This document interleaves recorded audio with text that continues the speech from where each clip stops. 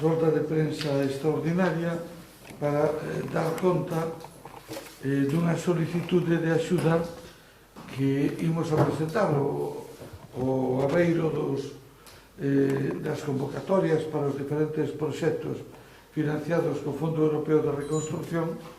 Hai unha convocatoria realizada pola Fundación Biodiversidade que está asignada a proxectos que contribúan á renaturalización dos ámbitos urbanos. Isto entendemos que encaixa perfectamente con un dos obxectivos plantexados dentro do programa Compostela 2021-2032, aprobado polo Real Patronato da cidade, previstos na programación do consorcio, que se estaba no proxecto que se presentou, que se aprobou no seu día, levaba por título o doble anel que debería rodear a cidade histórica e o casco urbano de zonas e espacios verdes. En este sentido se plantexan basicamente 5 intervencións. Eu non sei se é preferible que as contes ti. Como que está. Mira, en todo caso... Podemos ir pasando por aí. Sí, en todo caso, sí, pasa para aí, que as vas contando, tías 5 intervencións. Bueno, serían, sí, efectivamente, 5 intervencións de execución física e, como decía o alcalde, van orientadas estas intervencións a renaturalizar e a restaurar e conectar áreas de alto valor na nosa cidade.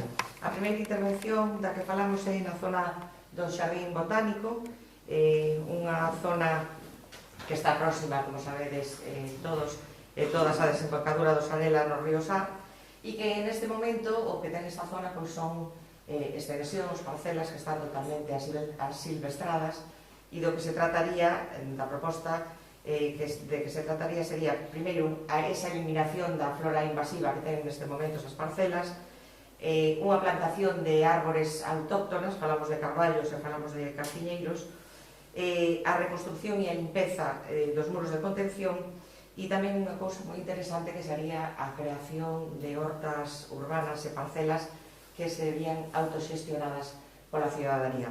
A segunda intervención sería na Lagoa do Auditorio de Galicia.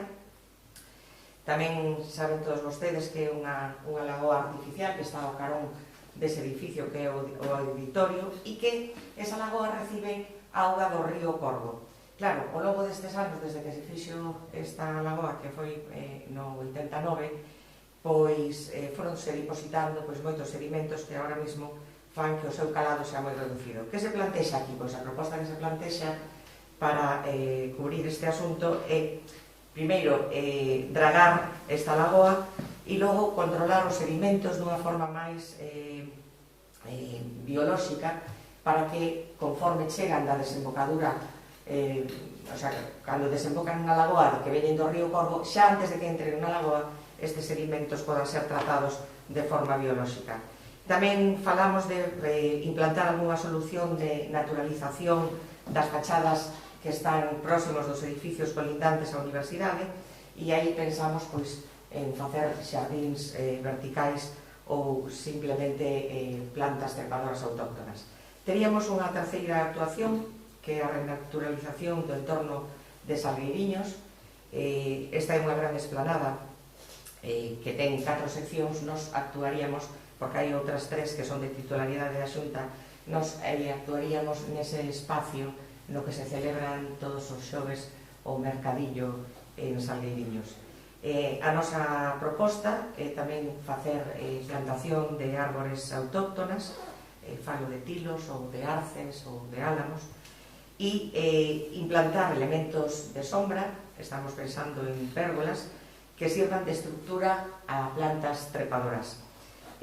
Vai haber un reemplazo importante do pavimento por solucións que sexan máis permeables, e que vai levar este pavimento zonas que van permitir ese crecemento de plantas mantendo as bandas de rodadura. O que hai que dicir importante é que isto non vai a alterar a estabilidade do terreo, porque falamos isto.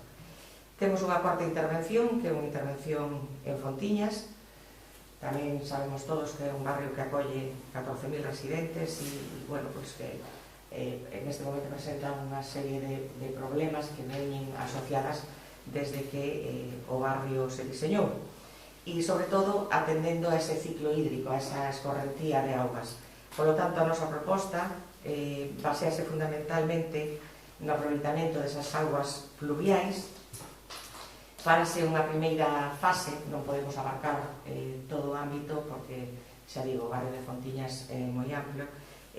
Faríamos primeiro, xa digo, unha intervención na Rúa Lisboa e na Rúa París. Na Rúa Lisboa melloraríamos as zonas verdes no taluz para reducir a escorrentía de auga de chuvia que se produce aí, e na Rúa París pois, bueno, faríamos alcorques permeables para permitir axardinamentos puntuais. E xa, por último, a quinta intervención sería no anillo verde perimetral.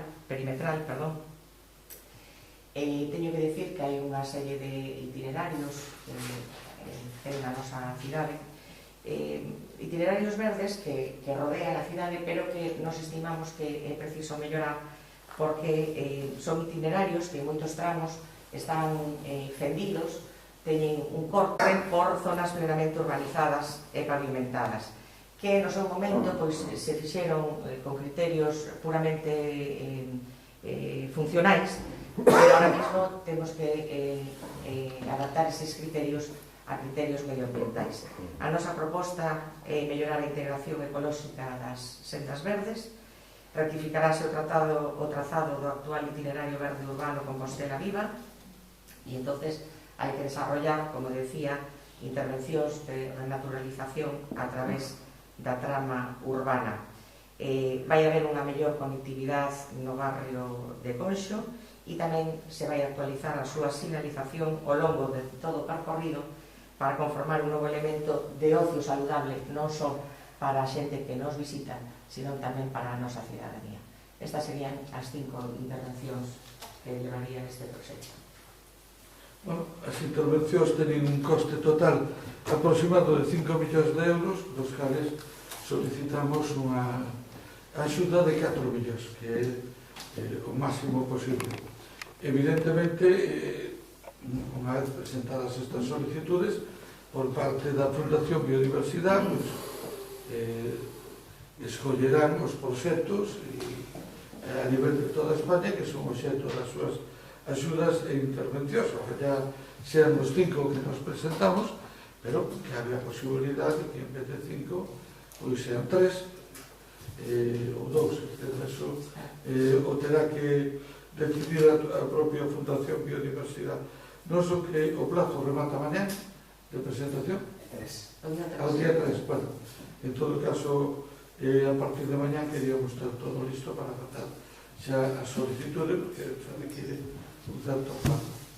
Ben, non sei se hai alguna pregunta sobre algún destes temas.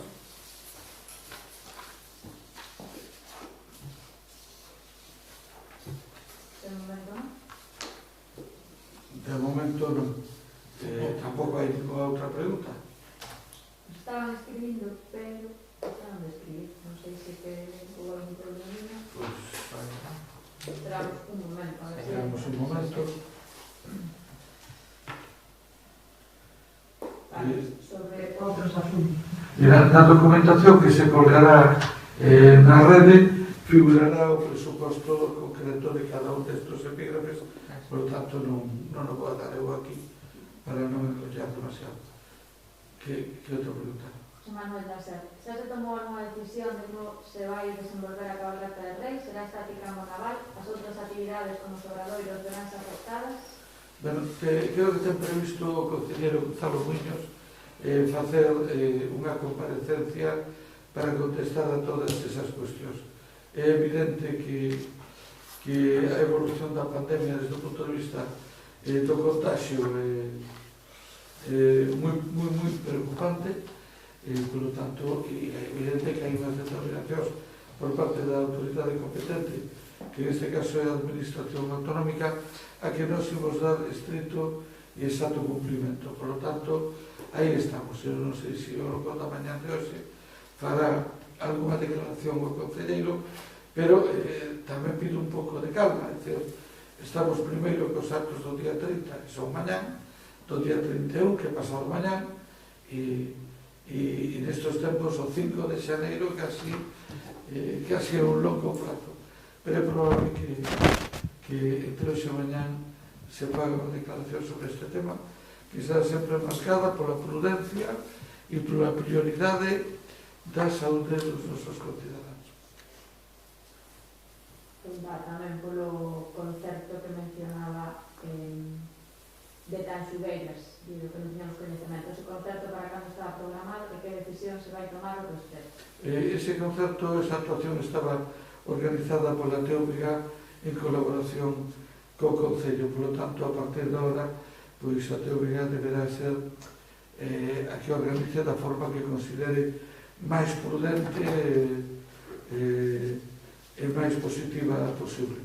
En calquer caso, todos estuvemos co Carballo de Coxo, ahora estamos con Tanxugueiras para ver se representa a España en Eurovisión, estando convencidos de que melloraría notablemente a clasificación de España con relación ás últimas edicións. E desde logo daría unha gran difusión a música galega. Por tanto, no que se pode apoiar, aproveito para pedir o apoio das Tanxugueiras.